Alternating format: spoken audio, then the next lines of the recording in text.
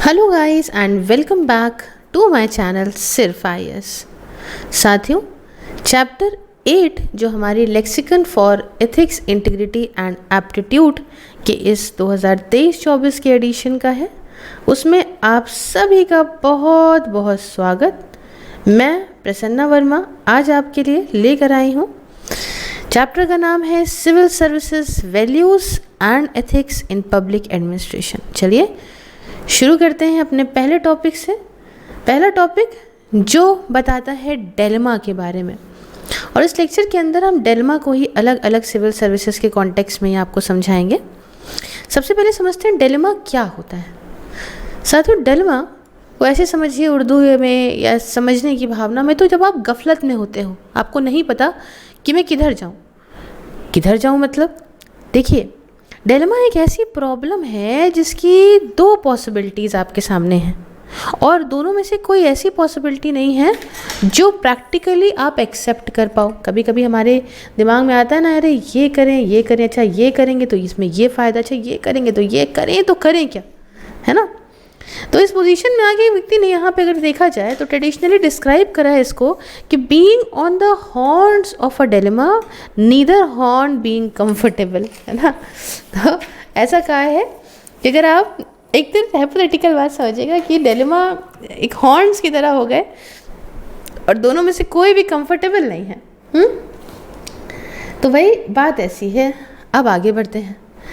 अब ये कोई ऐसी बात नहीं है जो सिविल सर्वेंट्स ही फेस कर रहे हैं या कोई बड़ा ऑफिसर फेस कर रहा है। हम अपनी रोज़मर्रा की ज़िंदगी में अलग अलग चैलेंजेस को फेस करते हैं, और ऐसी सिचुएशन में हमें एक सही अप्रोप्रिएट चॉइस लेनी पड़ती है, ऐसा डिसीजन लेना पड़ता है जिससे हम एक एथिकल लाइफ जी सकें, ठीक है ना।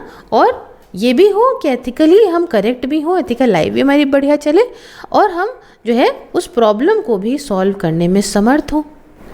अच्छा, कभी कभी यहाँ पे ट्रेड ऑफ हो जाता है दो एथिकल वैल्यूज़ के बीच में, जब हम कोई सलूशन की तरफ बढ़ते हैं किसी प्रॉब्लम को लेके। तो viewing ethics in this light ये दिखाता है कि लोग जो हैं वो एथिकल डिलेमा में फंसे रहते हैं। अब एथिकल डिलेमा क्या है भाई, ये समझो आप। देखिए, एक एथिकल डिलेमा तब उत्पन्न होता है जब कोई ऐसी सिचुएशन हो that necessitates a choice between competing set of principles. अब मान लीजिए कि आपको कुछ ऐसा चूज़ करना है जो कुछ सिद्धांतों के विपरीत है आपकी ज़िंदगी के, या आपके सिद्धांतों के साथ है। जब आप ऐसी किसी गफलत में फंसे हो तो एक एथिकल डिलेमा क्रिएट होगा। इसलिए एथिकल डिलेमा आप समझो कि आप डिस्क्राइब कर सकते हो ऐसे सर्कमस्टेंसेस को जिनमें चॉइस होती है between competing set of principles in a given usually undesirable या परप्लेक्सिंग सिचुएशन में। तो यहाँ पे तीन ऐसी कंडीशन प्रेजेंट होनी ही चाहिए सिचुएशन के अंदर, तो तभी आप मानोगे कि वो डिलेमा एथिकल डिलेमा है। अब आसान हो गया ना समझना। तो तीन कंडीशन क्या है समझिएगा। सबसे पहली कंडीशन तो यही है कि सिचुएशन में जहाँ पे individual called the agent, individual को मान लीजिए एजेंट हुआ, ठीक है, ये ऐसा डिसीजन ले रहा है about which course of action is best. भाई समझ लीजिए ये एक व्यक्ति है, ठीक है, इसे हम एजेंट कह देते हैं। ये व्यक्ति है, इसे जो डिसीजन लेना है वो डिसीजन कुछ इस तरह से लेना है कि मैं ऐसा क्या काम करूं जो बेस्ट काम करूं, ठीक है। सिचुएशंस जो अनकंफर्टेबल है but that don't require a choice. देखिए समझिएगा, सिचुएशन मान लीजिए कि इसके सामने कोई अनकंफर्टेबल सिचुएशन आ गई है बट इसमें इसके सामने चॉइस नहीं है, तो फिर आप उसको एथिकल डिलेमा नहीं कहोगे, है ना। एथिकल डिलेमा आप तभी कहोगे जब ये सो ऐसा डिसीजन लेना है कि भाई मैं इसमें से क्या करूं, ये करूं कि ये करूं, इनमें से क्या करूंगा जो मेरा लिया हुआ कर्म या एक्शन बेस्ट होगा। तो पहली कंडीशन तो ये हो गई। दूसरी कंडीशन जो है एथिकल डिलेमा की वो ये है कि यहाँ पे डिफरेंट जो है कोर्सेज ऑफ एक्शन होने चाहिए चूज़ करने के लिए। मतलब ये भी कर सकता हूँ, ये भी कर सकता हूँ, ये भी कर सकता हूँ, मतलब कितने भी दो या दो से अधिक कोर्स ऑफ एक्शन उसके सामने होने चाहिए जिसमें से वो चूज़ करने के जो है उसमें परेशान हो कि मैं क्या करूँ।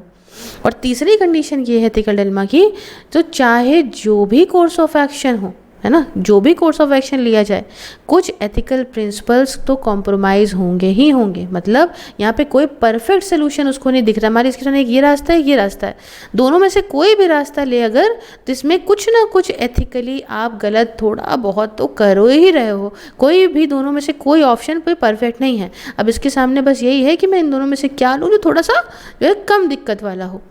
समझ आई बात? ये 3 चीज़ें फुलफिल होनी चाहिए एथिकल डिलेमा के लिए। अच्छा, एक बात आता है, इसको तो हम टाइप समझेंगे ना। टाइप समझने से पहले एक और चीज़ समझ लेते हैं, इसे कहते हैं एथिकल कंज्यूमरिज्म। ठीक है, एथिकल कंज्यूमरिज्म। अब देखिए, इसकी डेफिनेशन की बात करें तो एथिकल कंज्यूमरिज्म आप ऐसे डिफाइन कर सकते हो as a type of consumer activism जो बेस्ड होता है on practice of purchasing product and services पे, जो कि प्रोड्यूस्ड हुई हैं इस तरीके से दैट मिनिमाइजेस सोशल और इन्वायरमेंटल डैमेज। कि मतलब ऐसे हम प्रोडक्ट्स ले रहे हैं, सर्विसेज ले रहे हैं जो इस तरह से बनी हैं जिससे कम से कम इन्वायरमेंट या सोशल डैमेज हो रहा है, और उन प्रोडक्ट्स को हम अवॉइड कर रहे हैं, उन सर्विसेज को हम अवॉइड कर रहे हैं जिनके बनने की वजह से कुछ नेगेटिव इम्पैक्ट सोसाइटी या इन्वायरमेंट पे पड़ रहा हो। तभी हम कह रहे हैं एज अ कंज्यूमर हम ऐसी चॉइस ऑफ प्रोडक्ट्स या सर्विसेज ले रहे हैं जो एथिकली करेक्ट हैं, उससे सोशल और इन्वायरमेंट पे कोई नुकसान उनके बनने पे नहीं बना। ठीक है, तो ये ब्रॉड लेबल है फॉर कंपनीज जो ऐसे प्रोडक्ट को देती हैं जो लोगों से कहते हैं पीपल्स बेस्ट शेल्फ्स, मतलब समझ लो लोगों की सबसे बढ़िया चॉइस हुए वो जो उनके पास हैं। तो ये सिंपल ऐसा ही है कि आप एक, मतलब this is as simple as आप एक इलेक्ट्रॉनिक इक्विपमेंट ले रहे हो कि इसमें कम इलेक्ट्रिसिटी, ऐसा आपने मान लीजिए लिया एसी आप लेकर आए, ऐसा एसी जो 5 स्टार है जिसमें कम इलेक्ट्रिसिटी यूज़ हो रही है, तो वो भी इसी के अंदर आएगा। या फिर एक ऐसे भी हो सकता है कि आप गुड्स ऐसे बॉयकॉट कर रहे हो जो चाइल्ड लेबर के द्वारा बने हो, तो वो सब कुछ सिंपल से ये टफ में ये सब चीज़ें इसी तरह से आएंगी। तो जब आप इन जनरल आइडिया को एथिक्स के शॉपिंग के साथ जोड़ देते हो इस मेन स्ट्रीम कॉन्सेप्ट में बिहाइंड, यही एक वजह है, यही एक कॉन्सेप्ट है एथिकल कंज्यूमरिज्म का। ठीक है, समझ रहे हैं कि हमारे कुछ खरीदने से हम विश्व को अच्छा बना सकें, बेटर वर्ल्ड बना सकें, तो हम ये एथिकल कंज्यूमरिज्म के कॉन्सेप्ट को समझ रहे हैं। अच्छा, फैक्ट ये है कि लोग एथिकल कंज्यूमरिज्म को प्रैक्टिस करते हैं, दिखता है ये कि लोग रेगुलरली प्रोडक्ट बाय करते हैं जो एथिकल कैटेगरी में आए, जैसे organic products, hybrid cars, environment friendly detergents हो गए, fair trade goods, energy efficient light bulb, electricity from renewable energy से जो आती है, रिसाइकिल्ड पेपर हो गया, वुड प्रोडक्ट्स हो गए जो आपके BSI का मार्क जिस पे लगा हो। और एक एथिकल कंज्यूमर का मतलब आप समझ लीजिए, आप फूड माइल्स देख, वॉचिंग योर फूड माइल्स की how much energy was use getting the product to you, है ना, कि इस प्रोडक्ट को आने में आप तक कितनी एनर्जी यूज़ हुई है। एथिकल कंजम्पशन ये भी पावरफुल टूल हो सकता है चेंज के लिए, बदलाव के लिए, है ना। अभी देखिए कि सोलर पैनल रूरल एरियाज़ में बहुत तेज़ी में लगे हैं तो भी बढ़िया है, as well as urban areas में लगे हैं, तो ये भी इसी का ही है ना कि भाई बाकी चीज़ों से अब इन्वायरमेंट को इससे जो है अच्छा होगा। हालांकि अभी ये तो बस शुरुआत है, बहुत लंबा इसका कॉन्सेप्ट होगा। अभी आज तो इतने प्रोडक्ट्स ही नहीं है, अभी तो हमें खुद ही इतना सोचना समझना पड़ता है। चलिए अब उसी एथिकल डिलेमा को आगे बढ़ाते हैं और टाइप्स ऑफ एथिकल डिलेमास आपको समझाते हैं। देखिए, कन्फ्लिक्ट ऑफ इंटरेस्ट ये सबसे ज़्यादा ऑब्वियस एग्जाम्पल है। अब कन्फ्लिक्ट ऑफ इंटरेस्ट का मतलब समझ रहे हो आप बेसिकली क्या, कि आप एक तरफ मान लो अगर एज एन ऑफिसर अगर आप समझो तो क्या है कि एक तरफ आपको पर्सनल फ़ायदा है और एक तरफ यहाँ पे जो है आपको जनता का हित करना है, तो आपके इंटरेस्ट के साथ कन्फ्लिक्ट हो रही है ना आपकी रिस्पॉन्सिबिलिटी या ड्यूटी, तो आप कन्फ्लिक्ट ऑफ इंटरेस्ट ये समझ लो, है ना, आसान शब्दों में। सबसे सही एग्जाम्पल है जो कि पब्लिक सेक्टर लीडर्स को रख देता है इस एथिकल डिलेमा में, कन्फ्लिक्ट ऑफ इंटरेस्ट उनका। कुछ दूसरे तरह के एथिकल डिलेमास भी जिसमें पब्लिक सर्वेंट्स खुद को पा सकते हैं, इंक्लूड कन्फ्लिक्ट, है ना, वैल्यूज़ ऑफ पब्लिक एडमिनिस्ट्रेशन के साथ, justifications for the institution, aspects of the code of conduct, personal values and supervisor और governmental directive, professional ethics and supervisor या government directive, personal values and personal ethics versus government directive, blurred या competing accountabilities और dimensions जो है ethical conduct के। तो अब खैर जो भी हैं, यहाँ पे हम 3 ब्रॉड कैटेगरीज में इन डिलेमास को समझते हैं। सबसे पहले पर्सनल कॉस्ट एथिकल डिलेमा, दूसरा right versus right ethical dilemma, और तीसरा कॉन्जॉइंट एथिकल डिलेमा। आओ समझाऊं मैं आपको। पर्सनल कॉस्ट एथिकल डिलेमा का मतलब हुआ कि ये डिलेमा तब निकलता है उन सिचुएशन से in which compliance with ethical conduct result in a significant personal cost. ठीक है, क्या है कि अगर आप चल रहे हो विद एथिकल कंडक्ट तो इससे आप ये इम्पॉर्टेंट होगा इन अ पर्सनल कॉस्ट, जैसे जियोपार्डाइजिंग हेल्ड पोजीशन है, कोई मिसिंग अपॉर्चुनिटी फॉर फाइनेंशियल या मटेरियल बेनिफिट, आपको कुछ फ़ायदा हो रहा है लेकिन ये अपॉर्चुनिटी आपने मिस कर दी, या इंज्योरिंग वैल्यूड रिलेशनशिप, ठीक है, etcetera etcetera, to a public servant decision maker और द एजेंसी। फिर समझिए, the dilemma arises from the situation in which compliance with the ethical conduct result in a significant personal cost to a public servant decision maker and agency. समझे, personal cost ethical dilemma क्या है कि अगर आप ethics के हिसाब से चलोगे, सही कार्य करोगे, तो आप कुछ ना कुछ तो नुकसान होगा जो आपको पर्सनल फ़ायदा दे सकता था। दूसरा, right versus right ethical dilemma. अब ये डिलेमा कब ऐसा होता है? ये तब निकलता है जब ऐसी सिचुएशन हो या इसमें 2 या 2 से अधिक conflicting sets of bona fide ethical values हो। एग्जाम्पल के तौर पे पब्लिक सर्वेंट की रिस्पॉन्सिबिलिटी है कि वो ओपन रहें, अकाउंटेबल रहें अपने सिटीजन्स को लेके, ये बात तो हो गई। और वर्सेस इसमें क्या साथ में प्रॉब्लम है कि हमें ओथ ऑफ सीक्रेसी भी मेंटेन रखनी है, कॉन्फिडेंशियलिटी भी मेंटेन रखनी है। तो अब ऐसे में क्या करे पब्लिक सर्वेंट? हाँ, ये भी सही है, ये भी सही बात है, अपने सिटीजन से भी खुल के रहना है और सीक्रेसी मेंटेन करते, ऐसे में क्या करे? तो राइट वर्सेस राइट इसीलिए इसको कह रहे हैं। तीसरा होता है कॉन्जॉइंट एथिकल डिलेमा। देखिए, ये डिलेमा निकलता है ऐसी सिचुएशन से जिसमें जो आपका कॉन्साइशनेस है, आपका जो अंतरात्मा है ना, जो पब्लिक सर्वेंट डिसीजन मेकर की, ये एक्सपोज होती है to a combination of the above indicated ethical dilemmas in searching for the right to do. अब इसमें क्या हो रहा है, जब हम यहाँ पे इसकी बात करते हैं तो ये को जॉइंट, यहाँ पे दोनों मिल गए। अब हुआ क्या कि आपके अंदर से एक आवाज़ आ रही है, आपको एक डिसीजन लेना है, ठीक है ना, और आपके अंदर से एक आवाज़ आ रही है, भैया मैं करूँ तो करूँ क्या? एक तरफ मेरा ये इसमें भी फंसा हूँ, एक तरफ मैं इसमें भी फंसा हुआ हूँ, तो हम राइट थिंग क्या रहे कि करना, इसमें मैं फंसा हूँ। तो ये होता है कॉन्जॉइंट एथिकल डिलेमा। तो ये तीनों आप समझे टाइप्स ऑफ एथिकल डिलेमा क्या है। अच्छा, आगे बढ़ा जाए। अब आता है एक unavoidable ethical dilemmas for public official. अब ऐसे कुछ एथिकल डिलेमास होते हैं जो अनअवॉइडेबल हैं, आप उनको अवॉइड नहीं कर सकते, ठीक है ना। जैसे for a citizenry to retain its trust in the government, ठीक है ना। अब ये क्या है कि भाई अगर नागरिकों को अपना विश्वास सरकार में रखना है तो इनको it must have confidence that those in public service are at all time acting in best interest of the public. तो उनको ये समझना होगा कि जो भी पब्लिक सर्विस में हैं वो अपने पूर्ण तरीके से समर्पित होकर जनता के लिए काम कर रहे हैं, है ना।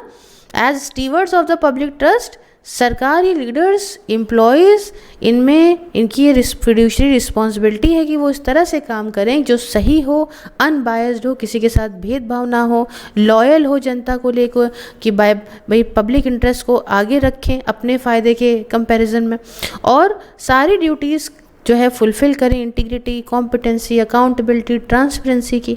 और इन ड्यूटीज़ को निभाते वक्त पब्लिक ऑफिशियल इनकाउंटर करें प्रिडिक्टेबल एथिकल डिलेमास को जो निकल के आते हैं उनका role as a public servants बनाते हैं। तो इसके अंदर क्या होता है, डिलेमा इन्वॉल्विंग फेयरनेस। हाँ, अब एक आता है डिलेमा इन्वॉल्विंग फेयरनेस। क्या है, देखिए, what matters potentially influence your ability. क्या ऐसी चीज़ें हैं जो आपकी काम करने की एबिलिटी को इन्फ्लुएंस करती हैं जनता के प्रति, है ना, एंड ये सब रिप्रेजेंट कर कि भाई सबको रिप्रेजेंट करो, रिप्रेजेंट ऑल कॉन्स्टिट्यूएंट इक्वली और फेयरली। तो ऐसी क्या चीज़ें आ रही हैं जो हमें काम करना है, सबको एक तरह से एक समान देखना है, सब कुछ करना है, ठीक है ना। तो कौन से ऐसे मैटर्स जो आपकी एबिलिटी को इन्फ्लुएंस करेंगे। तो सबसे पहले ऐसे समझिए कि क्या आप अपनी फैमिली को फेवर कर रहे हो, फ्रेंड्स को कर रहे हो, नेबर्स को कर रहे हो ओवर अनदर पिटिशनर के कंपैरिजन में यहाँ पे, या आप फेवर कर रहे हो कैंपेन कंट्रीब्यूटर को ओवर अनदर कॉन्स्टिट्यूएंट। तीसरा कि क्या आप डिसफेवर कर रहे हो कॉन्स्टिट्यूएंट को who supported as an opponent, या फिर है ना, या फिर कि क्या आपका वोट बायस्ड है against a proposal of colleague जो काम करता था अगेंस्ट योर इलेक्शन। और उसके बाद क्या आपका वोट बायस्ड है in favour of proposal of a colleague who has promised to vote your way on another matter, या फिर आप फेवर कर रहे हो एजेंडा अपनी पार्टी का ओवर पॉलिसी जो आप मानते थे कि ये अच्छी होगी समाज के लिए, या फिर क्या आप are you giving all of your constituent equal access, या फिर आप अलाउ कर रहे हो सारी पार्टीज को right to be heard at public meetings.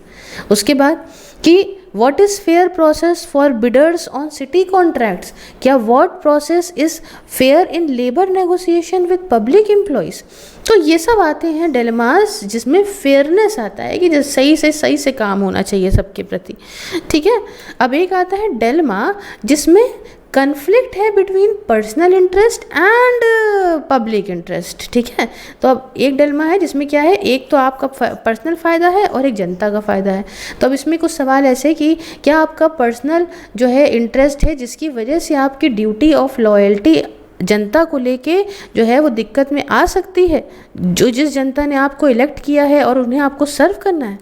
दूसरा कि आर देयर आउटसाइड और फ्यूचर एम्प्लॉयमेंट कंसिडरेशन जो कन्फ्लिक्ट कर सकती है आपकी ड्यूटी जनता को लेके। तीसरा, क्या यहाँ पे कन्फ्लिक्ट है आपकी ड्यूटी को लेके अपनी फैमिली के प्रति जो ड्यूटी आपकी अफेक्ट कर सकती है आपके डिसीजन मेकिंग को। चौथा कि is the pursuit of personal जो आपका फाइनेंशियल गेन है ये पहले आ रहा है आपकी अच्छी गुड गवर्नेंस के।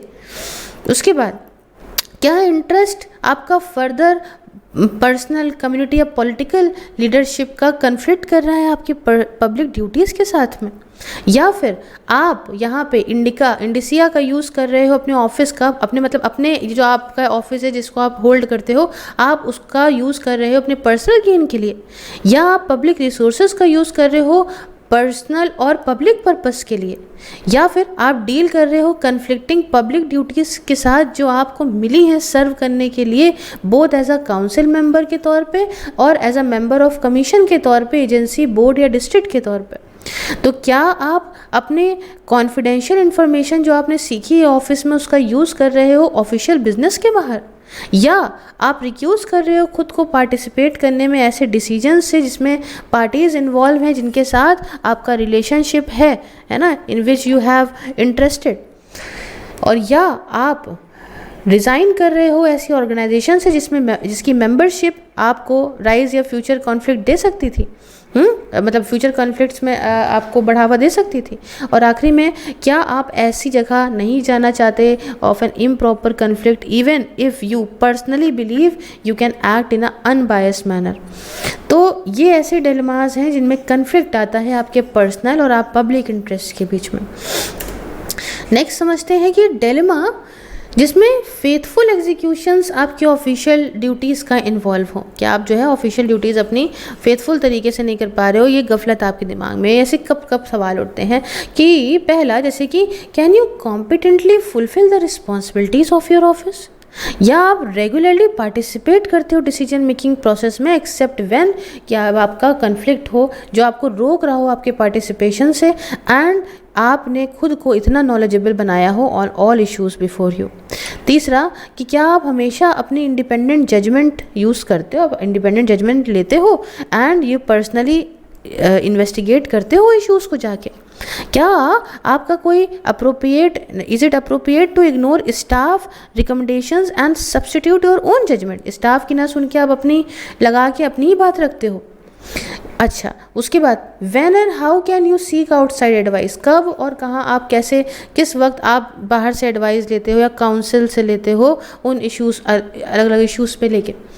क्या ये प्रॉपर होगा इंट्रोड्यूस करना स्पॉन्सर्ड लेजिस्लेशन को, या फिर क्या आप बनाते हो, है ना, deserve, do you constitute deserve a public explanation from you on all decisions have you made, या फिर क्या ये एथिकल है डिले करना किसी डिसीजन को और एन ओपिनियन को because of timing in the election cycle, या आपकी ये फर्स्ट कमिटमेंट है इस बात को कंसिडर करना कि जो नीड्स हैं आपकी कम्युनिटी की, डिस्ट्रिक्ट की, सिटी की या नेशन की, या फिर should you remain independent when joining a voting bloc may be more conducive to achieving your policy goals, या फिर should you ever change promises to vote for another proposed legislation और इस बदले में आपको जो है प्रॉमिस मिल रहा है कि आपके लिए वोट मिलेगा, है ना। उसके बाद कि what are your obligation to subsequently follow the rules of the majority when you argued for an opposite result। उसके बाद कि are you respectful of staff rules, responsibility and time, या फिर should you be a whistle blower, है ना, भांडा फोड़ोगे आप अगर मतलब मुद्दे की बात समझो, even if it means potentially derailing a policy objective you are pursuing.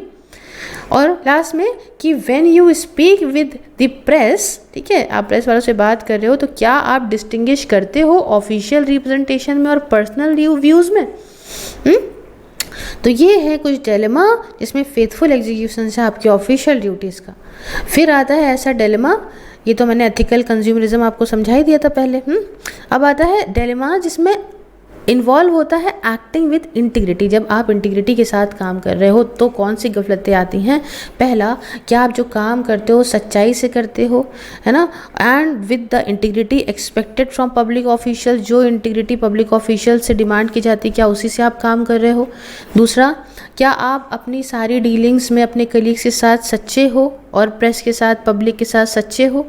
तीसरी बात कि क्या आप सच्चाई बोलोगे, है ना, मतलब are you willing to speak truth to power, है ना, भाई सरकार के सामने आप सच बोलने का हिम्मत रखते हो।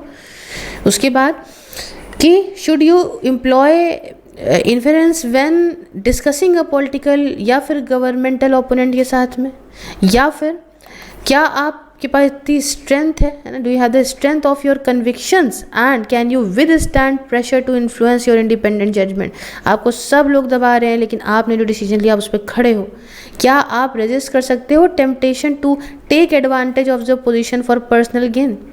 तो किस हद तक आप गिफ्ट्स एक्सेप्ट कर सकते हो, किस हद तक आप गिफ्ट्स अलाउ कर सकते हो, फैमिली मेम्बर्स को आपके मिल रहे हैं या ऐसे लोगों को मिल रहे हैं जो आपसे जुड़े हैं।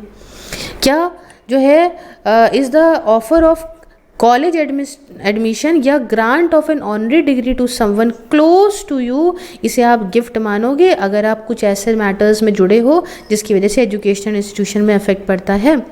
अच्छा, क्या आपके फैमिली मेम्बर को एक जॉब दी गई है किसी के द्वारा with official business to you before you, is that consider a gift to you. या किस हद तक कंट्रीब्यूशन जो चैरिटी के हैं ये फेवर माने जाते हैं गिफ्ट्स के लिए आपको। या क्या ये डिफरेंस बनाता है कि if you know that a quid pro quo is expected in return for an otherwise legally acceptable gifts. तो ये सारी चीज़ें जो है वो इन डिलेमास के अंदर आती हैं। नेक्स्ट आओ अब, ये है डिलेमास इन्वॉल्विंग अकाउंटेबिलिटी।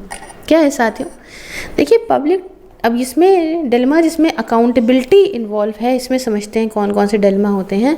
कि मेंटेन करना जनता का ट्रस्ट, जो आप काम कर रहे हो इस तरीके से जो ट्रांसपेरेंट हो एंड अकाउंटेबल हो आपके कॉन्स्टिट्यूएंट्स के लिए। Do you comply with public record laws and do you keep proper financial record, आपके पास होता है। उसके बाद क्या कम्युनिकेशन ज़रूरत है रखने की, क्या फ्रीक्वेंटली आप सिटीजनरी को इन्वॉल्व कर रहे हो कि जो भी कमीशन कर रही है ऑफिस में, क्या आप रिस्पॉन्सिबल हो प्रेस इंक्वायरी के, क्या आपकी एथिकल ड्यूटी है कि गलत को गलत किया है तो सही को सही कहिए, है ना। If you do not have a legal duty to implicate yourself, है, रॉन्ग डूइंग को आप एडमिट करोगे। क्या आप अनऑफिशियली लेजिस्लेटिव मेंबर्स के साथ मिलोगे इस कलेक्टिव बार्गेनिंग प्रोसेस के बाहर? किस सर्कमस्टेंसेस में आप मिलोगे या कम्युनिकेट करोगे विद द डेवलपर्स? किस सर्कमस्टेंसेस में आप मिलोगे कॉन्ट्रैक्टर्स के साथ में जो बिड कर रहे हैं पब्लिक प्रोजेक्ट के लिए? क्या क्लोज्ड फेसबुक ग्रुप्स जो हैं जहाँ पे आपके दोस्त या दूसरे ऑफिशियल डिसीजन मेकर्स हैं, क्या वहाँ जो बातें हो रही हैं क्या उसे मीटिंग्स मानोगे? क्या sequential emails individual decision makers को लेके वो मीटिंग्स मानी जाएंगी? क्या कमेंट जो पोस्ट करे गए हैं आपके पर्सनल कैंपेन या सरकार के ब्लॉग पे, इन्हें मीटिंग मानोगे? Do you need to have your personal calendar available for to the public? तो ये सब है वो अकाउंटेबिलिटी आपकी इससे ऐसे तय होती है। तो ये डिलेमास इसमें आते हैं। अच्छा, कुछ और एग्जांपल्स भी हैं एथिकल डिलेमास के। देखिए, कुछ ऐसे एग्जांपल्स हैं एथिकल डिलेमास के जो कि हैं फॉर पब्लिक एडमिनिस्ट्रेटर के लिए, जैसे कि क्या आप शांत रहोगे? अब आपको पता चल गया है कि एडमिनिस्ट्रेटिव डिस्क्रिशन जो है ये अब्यूज़ हो रहा है या करप्शन है, यहाँ पर नेपोटिज्म हो रहा है, या फिर इस खिलाफ आवाज़ उठाओगे, विसल ब्लोअर का काम करोगे। अच्छा, दूसरा कि क्या आप प्रेशर ग्रुप एक्टिविटीज़ के साथ इंगेज होगे बिकॉज वो सिम्पथाइज कर रहे हैं विद देयर व्यूज़, आपके व्यूज़ के साथ। अच्छा, तीसरा कि should he actively participate in party politics? क्या है इसे पब्लिक एडमिनिस्ट्रेटर को पार्टी पॉलिटिक्स के साथ बढ़िया से एक्टिवली काम करना चाहिए, या फिर ये सिर्फ एंडेवर करे only to promote the public good, है ना, सिर्फ जनता के हित के लिए काम करे, high standard of public office के लिए ही काम करे? तो ये हो गए पब्लिक एडमिनिस्ट्रेटर के सामने जो डिलेमास आते हैं। और रिजॉल्विंग एथिकल डिलेमा की बात बताऊं तो देखिए, जो growing group of basic tenants या एस्पेक्ट हो गया जो लाता है, रिकंस्ट्रक्ट करता है प्रोसीजर को हैंडल करने के लिए एथिकल डिलेमास पब्लिक गवर्नेंस में, वो पहला तो ये हो गया डेमोक्रेटिक आंसरेबिलिटी गवर्नेंस का, दूसरा होता है एप्लीकेशन लॉ का और नोशन ऑफ लीगैलिटी का, तीसरा होता है ऑफिशियल ऑनेस्टी, और चौथा होता है alertness to civil society needs को लेके। अच्छा, पब्लिक सर्वेंट्स खुद से ये सवाल पूछें सिंपल से कि जब एथिकल डिसीजंस ले रहे हों तो वो ये पूछें कि क्या मेरे द्वारा लिया गया एक्शन लीगल है, कंसिस्टेंट है सरकारी पॉलिसीज़ के साथ में? दूसरी बात, क्या एक्शन इन लाइन है विद माय एजेंसी के गोल और कोड ऑफ कंडक्ट के साथ में? तीसरा कि क्या आप ये सोचते हो कि ये सही होगा करना? चौथा कि what will be the outcomes for, है ना, क्या इसके आउटकम्स निकलेंगे एजेंसी, माय कलीग्स या दूसरे पार्टीज़ या मुझ पे? चौथी बात कि क्या मैं जस्टिफाई करूँगा इसको करना? और पांचवी बात कि क्या होगा अगर एक्शन पब्लिकली स्क्रूटनाइज कर दिए जाए, इनकी चेकिंग हो जाए तो फ्रीक्वेंटली इनकाउंटर्ड जो एथिकल डिलेमास होते हैं सिविल सर्वेंट्स के लिए, वो निकल के आते हैं फ्रॉम द 3 क्रिटिकल रिलेशनशिप्स। पहला तो civil servants and political office holders, दूसरा सिविल सर्वेंट्स एंड सिटीजन्स के साथ, और तीसरा इंट्रा हो गया मतलब सिविल सर्विस, इसमें आ गए मिनिस्ट्रीज, डिपार्टमेंट एंड एजेंसीज, जो कंट्री का या स्टेट का सिविल सर्विस बनता है। अब एग्जाम्पल आपको समझाती हूँ इसका। देखिए, क्लासिकल केसेस निकल के आते हैं मैनेजमेंट से ऑफ अ रिलेशनशिप जो कि मिनिस्टर, पॉलिटिकल हेड के सीनियर ऑफिशियल के बीच में होता है at the level of secretary, additional secretary या हेड ऑफ डिपार्टमेंट के बीच में। तो कन्वेंशनली पहले कि जो मिनिस्टर था वो पॉलिटिकल हेड था मिनिस्ट्री का, जो अकाउंटेबल होता था लोगों को पार्लियामेंट या स्टेट असेंबली के माध्यम से। तो ऑफिस में आने से पहले मिनिस्टर इस बात पे कहता था कि हम संविधान के हिसाब से काम करेंगे और कमिटेड रहेंगे, ताकि जिससे हम पब्लिक का कॉन्फिडेंस खुद में मेंटेन रखें, ट्रस्ट करें पब्लिक भी सिस्टम पे। दूसरी तरफ सेक्रेटरी जो डिपार्टमेंट का है वो चीफ पॉलिसी एडवाइज़र है इसी मिनिस्टर को, एंड साथ में चीफ एग्जीक्यूटिव भी एग्जीक्यूट करता है डिसीजंस को जो लिए जाते हैं पॉलिटिकल लेवल पे। तो ये बात यानी बोलनी है कि as a civil servant he is obliged करा जाएगा ताकि वो कंडक्ट रूल्स के हिसाब से चले एंड दूसरे रूल्स रेगुलेशन के हिसाब से चले जब अपनी लॉयल्टी कर रहा हो या कमिटमेंट दे रहा हो टू द मिनिस्टर। हालांकि इन प्रैक्टिस जब इनकी ड्यूटीज या रिस्पॉन्सिबिलिटी निभाते हैं तो ऐसी सिचुएशंस भी आती हैं जिससे कन्फ्लिक्ट हो जाता है मिनिस्टर और सेक्रेटरी या दूसरे सीनियर ऑफिशियल्स के बीच में मिनिस्ट्री के, और मिनिस्टर मिनिस्टर ये हो सकता है कि could be under pressure for material या पिक्यूनरी डिमांड की वजह से फ्रॉम हिज पॉलिटिकल सोशल या फ्रॉम हिज कॉन्स्टिट्यूएंसी, और पॉलिटिकल एक्सपीडियंसी के लिए ये ओब्लाइज फील करा जा सकते हैं ताकि ये डिमांड्स को पूरा करें। कॉन्सिक्वेंटली ये डिसाइड कर सकता है कि वो मिनिस्ट्रियल एथिक्स को इग्नोर कर दे और ट्रांसफ़र कर दे डिमांड्स को अपने डिपार्टमेंटल सेक्रेटरी को या दूसरे सीनियर ऑफिशियल्स को with the directive to oblige. But ये बात यहाँ क्लियर है कि मीटिंग जो होती, अगर ये मीटिंग नहीं, ये डिमांड्स को मीट करना, इसकी वजह से वायलेशन भी तो होता है ना एक्सेप्टेबल अकाउंटेबिलिटी स्टैंडर्ड्स का, प्रैक्टिसेस का, as well as administrative ethical principle का। तभी तो कहते हैं ना कि भैया चाहे जो भी हो जाए आपको अपनी जॉब के साथ खिलवाड़ नहीं करना है। आपको अपनी, क्योंकि आपकी जॉब तो परमानेंट है, मिनिस्ट्रीज तो आएंगे 5 साल तक आएंगे चले जाएंगे, हाँ। तो अगर सही चीज़ करनी है तो सेक्रेटरी या दूसरे सीनियर ऑफिसर्स या मिनिस्ट्री या डिपार्टमेंट का जो कंसाइंस है वो अंदर से जागरूक हो कि भाई हाँ इन सवालों पे, डिलेमास पे, जैसे कि वुड रिफ्यूजल टू ओब्लाइज, है ना, इन सवाल उठते हैं ना कि आपको क्या करना है कि मिनिस्टर के डायरेक्टिव को ओब्लाइज करना, इस जो होगा would refusal to oblige the minister's directive not displease him thereby straining the relationship between the two. दोनों में रिश्ता तो गड़बड़ होगा ना। क्या प्रोट्रैक्टेड कन्फ्लिक्ट जो ऐसे इंसिडेंट से आया है इससे क्या होगा आगे, है ना, कोलेटरल डैमेज होगा to the required public confidence and trust. अगर मैं गलत करूँगा तो अगर प्रेशर पड़ेगा मुझे मिनिस्टर्स से तो भाई क्या है, प्लीजिंग, अगर प्लीज़ करने को लेके इसको not lead to violation of the acceptable accounting standard and practices as well as administrative ethical principle thereby derailing. इससे क्या होगा, देश का जो प्रॉपर अच्छे से पब्लिक सर्विस एथिकल फिटनेस चल रही है उसमें गड़बड़ हो जाएगा। तो ऐसे टाइम पे क्या करें? ऐसे टाइम पे सलूशन ये है कि इस तरह की सिचुएशन में सीनियर ऑफिसर्स जब एथिकल डिलेमा में फंस जाते हैं तो सिविल सर्वेंट्स को ये बात ध्यान में रखे कि एक बैलेंस बने अपनी रिस्पॉन्सिबिलिटी के बीच में कि वो सीनियर एग्जीक्यूटिव ऑफिसर्स हैं and that of the minister के बीच में एज मिनिस्ट्री का पॉलिटिकल हेड है वो, ताकि अननेसेसरी कन्फ्लिक्ट ना हो।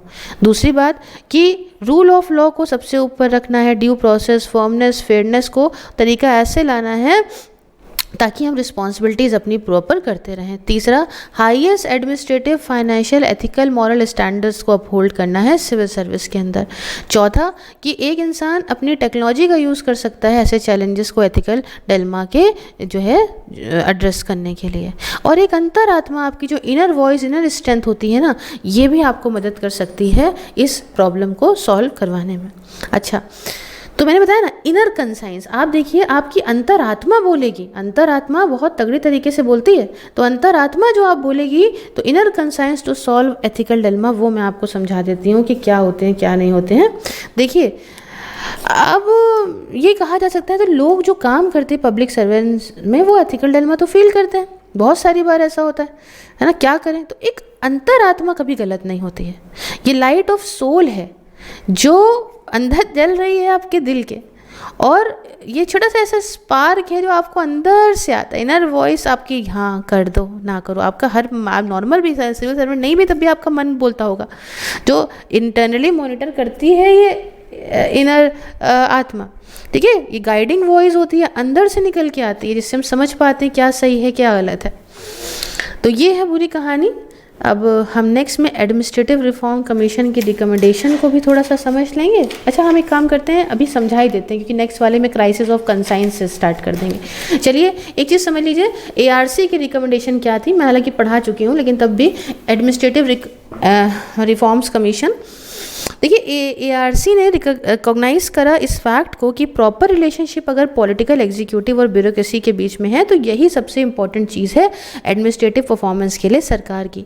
और ये पता चला कि अभी का जो पैटर्न रिलेशनशिप का वो अलग है फ्रॉम व्हाट वाज इनविसाज। तो ज़्यादातर केसेस डिविएशन के सामने आ रहे थे, फॉर एग्जाम्पल कि एक्सटेंट क्या हो ब्यूरोक्रेटिक इन्वॉल्वमेंट का, कितना ब्यूरोक्रेट्स पॉलिटिक्स के साथ इन्वॉल्व हो, है ना, कि बहुत इन्वॉल्व ना हो जाए। यहाँ पे फ्रीक्वेंट यूज़ ट्रांसफ़र का, पोस्टिंग का, ताकि ब्यूरोक्रेसी को मैनिपुलेट करें। यहाँ पे जो रिश्ता बन जाता है पॉलिटिशियन और ब्यूरोक्रेसी के साथ में, है ना, तो ये दिक्कत वाला है। इसलिए करेक्टिव मेजर्स की ज़रूरत थी ताकि सिस्टम की हेल्थ को वापस मेंटेन करें। तो ये माना गया कि दोनों ही मिनिस्टर और सिविल सर्वेंट्स जो हों वो अप्रिशिएट करें, ना कि आपस में लड़ें।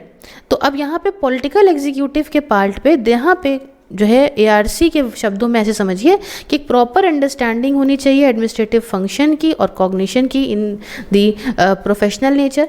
दूसरा कि as little interference as possible हो in public matters, in service matters, example posting, transfer, promotions वगैरह में। और तीसरा, कोई भी रिक्वेस्ट डिपार्चर की from declared and approve policies to suit individual cases, ऐसा कोई रिक्वेस्ट नहीं होनी चाहिए। सेम तरह से सिविल सर्विस के पार्ट पे ये कहा कि यहाँ पे सिंसियर ऑनेस्ट तरीका हो, जिससे पता ये लगे कि फाइंड आउट करें what the political head wants, political head क्या चाहता है, और नेसेसरी अरेंजमेंट करा जाए उस हिसाब से पॉलिसीज़ में और प्रोसीजर्स में, जिस हिसाब से उसको सही लगता है। उसके बाद readiness to fall in line with the political chief in all matters unless, तब तक के लिए ऐसा स्ट्रॉन्ग ग्राउंड इंडिकेट ना करे कि आपका जो है वो डिफरेंट कुछ कोर्स आपको लेना चाहिए, तब तक के लिए आप मिलके काम करिए। मतलब समझे, इस मीन इमोशनल और mental acceptance by bureaucracy of a ideology of government policy to be executed. तो ये यहाँ तक हमारा काम हो गया। एआरसी ने क्या कहा ये भी बता दिया। अब क्राइसिस ऑफ कंसाइंस से हम नेक्स्ट पार्ट में शुरू करेंगे। आपको लेक्चर कैसा लगा आप मुझे कमेंट बॉक्स में बताइए। ज्वाइन बटन को प्रेस करके मेरी मेंबरशिप को ज्वाइन करके मेरे काम में आप सपोर्ट कर सकते हैं। बाकी व्हाट्सएप से लेके फेसबुक वगैरह हर तरह के सोशल मीडिया की लिंक डिस्क्रिप्शन बॉक्स में है। आपको हर जगह पर कुछ ना कुछ बढ़िया चीज़ें मिलती रहेंगी। Thank you so much. Have a nice day. Take care.